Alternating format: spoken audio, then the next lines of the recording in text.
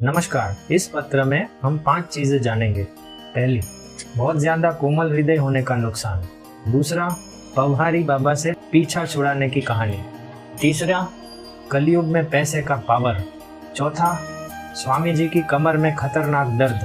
और पांचवा, अपने गुरु श्री रामकृष्ण के बारे में निष्कर्ष कि उनके जैसा और कोई नहीं और वो एक अवतार है। तो आइए देखते हैं पूरा पत्र। 28वां पत्र श्रीयुत प्रमदादास मित्र को लिखित। अगर उनके बारे में जानना चाहते हैं तो डिस्क्रिप्शन बॉक्स में पढ़ सकते हैं। ईश्वरो जयति, गाजीपुर से 3 मार्च 1890। पूज्यपाद, आपका कृपा पत्र अभी मिला। शायद आप नहीं जानते कि मैं कठोर वेदांती विचारों का होते हुए भी बहुत ही कोमल हृदय वाला हूँ और इसी में मेरा सर्वनाश होता है।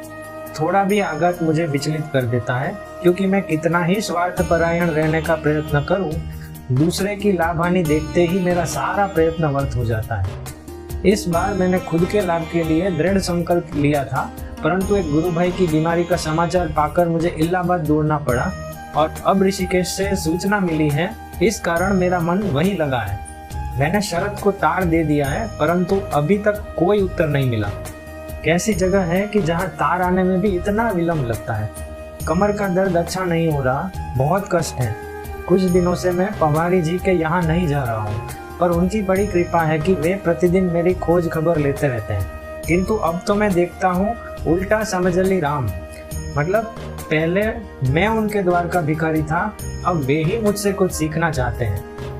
ऐसा लगता है कि ये संत अभी पूर्ण सिद्धि की अवस्था पर नहीं पहुँचे हैं, क्योंकि ये बहुत से कर्म, व्रत, आचार आदि में लिप्त हैं और गुप्त भाव तो बहुत ही अधिक है।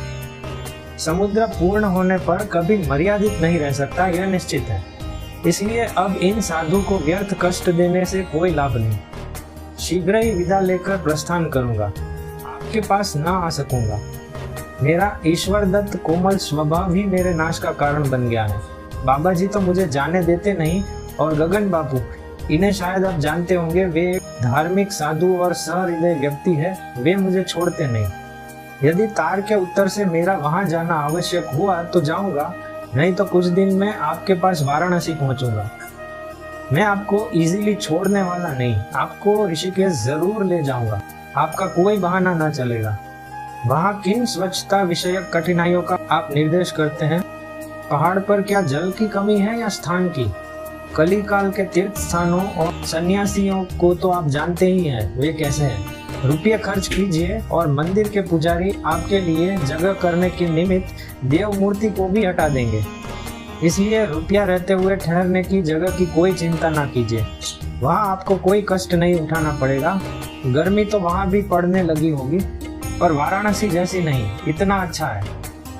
वहाँ रातें ठंडी होने के कारण अच्छी नींद तो आएगी। आप इतना डरते क्यों है?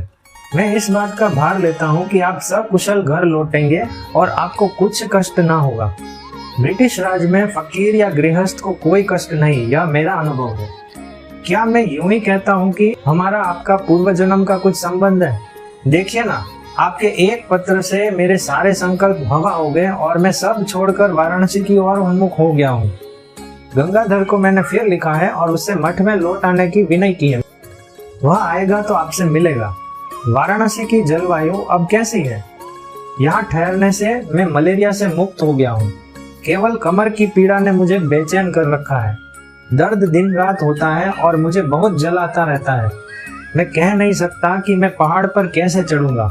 मैंने बाबा जी में अद्भुत तितिक्षा देखी है और इसलिए मैं उनके कुछ प्रसाद का भिक्षुक हूँ, पर वे कुछ देना नहीं चाहते, केवल मुझसे ही ले रहे हैं। इसलिए मैं भी चला। दास नरेंद्र। इसके बाद श्री राम प्रसाद जी की कुछ लाइन्स लिखी हैं जो कि आप यहाँ पढ़ सकते हैं। आगे पढ़ते हैं। इसलिए मैं इस निष्कर्ष पर पहुंचा हूँ कि श्री रामकृष्ण की बराबरी का दूसरा कोई नहीं। वैसी अपूर्व सिद्धि, वैसी अपूर्व अकारण दया, जन्म मरण से जकड़े हुए जीव के लिए वैसी प्रगाढ़ सहानुभूति इस संसार में और कहाँ। या तो वे अपने कथन अनुसार अवतार हैं, अथवा वेदांत दर्शन में जिसे नित्य सिद्ध महापुरुष कहा गया है वे हैं। निश्चित निश्चित इति में मति। ऐसे महापुरुष की उपासना के विषय में पातंजल सूत्र ईश्वर प्रणिधानाद्वा का महापुरुष प्रणिधानाद्वा के किंचित परिवर्तित रूप में उल्लेख किया जा सकता है। अपने जीवन काल में उन्होंने मेरी किसी भी प्रार्थना को नहीं ठुकराया, मेरे लाखों अपराध क्षमा किए। मेरे माता पिता में भी मेरे लिए इतना प्रेम न था। इसमें कोई अतिशयोक्ति नहीं है, यह एक नितांत सत्य है जिसे उनका प्रत्येक शिष्य जानता है। बड़े बड़े संकट और प्रलोभन के अवसरों पर मैंने करुणा के साथ रोकर प्रार्थना की है, भगवान रक्षा कर, और किसी ने भी उत्तर नहीं दिया। किंतु इस अद्भुत महापुरुष ने अथवा अवतार या जो कुछ समझिए, उसने अपने अंदर झांकने वाले गुण से मेरी सारी वेदनाओं को जानकर स्वयं आग्रह पूर्वक बुलाकर उन सब का निराकरण किया। यदि आत्मा अविनाशी है और यदि वे इस समय है, तो मैं बारंबार प्रार्थना करता हूँ, हे अपार दया निधे, हे ममेक शरण दाता रामकृष्ण भगवान, कृपा करके हमारे इस नर श्रेष्ठ बंधुवर की सारी मनोवांछा पूर्ण कीजिए। आप पर वे मंगल वर्षा करें, वे जिनको ही मैंने इस जगत में अहेतु की दया का एकमात्र महासागर पाया है। शांति शांति शांति। दास नरेंद्र। पुनश्च कृपया शीघ्र उत्तर दीजिए, नरेंद्र।